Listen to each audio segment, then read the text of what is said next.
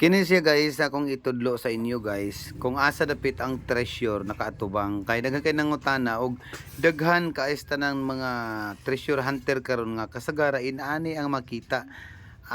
Pinakadaghan gid nga makita is kining walay tudlo or walay tipto ang makita sa mga kadaghanan gyud mingon sila na tiil diri sir pero wala siya kuyamoy. So, kani man gud siyang mga tipto kaning kibali tudlo-tudlo niya muna siya ang tudlo sa object. Kumbaga mauna siya ang load guys. Kay kung basahon nato diri, the photograph on the left is unusual. Right foot of the soldier's shoe.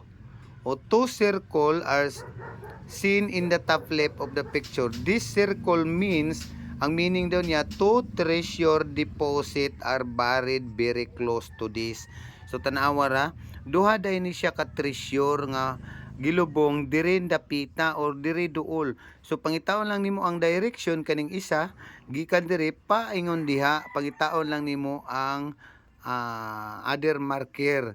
Duha man na siya, ang isa diri dapit. Inaana na siya ang pagdetermine ani guys. Kay daghan kayong uban na sige balik-balik na ang pangutana kung dapit kuno ang treasure. O for example, kung wala siya tipto wala tipto, so wala siya tudlo, wala direction kung asa. Pero that treasure is very nearby. Dool lang ana guys. Inaana ra ang pagdetermine sa mga tiil.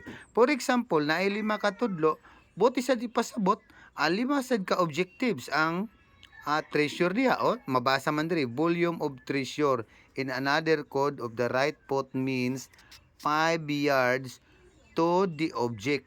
So 5 yard to the object. So mo na siya ibot ipasabot basta kung naa siya 5 ka tipto, pero kung duha ra, duha ka load ana ra, and then duha pud ka yards ana siya, duha man ni ka tuldok, duha pud ka yards paingon diha, 2 yards or butang ta lang 2 meters nara diha ka magkalot.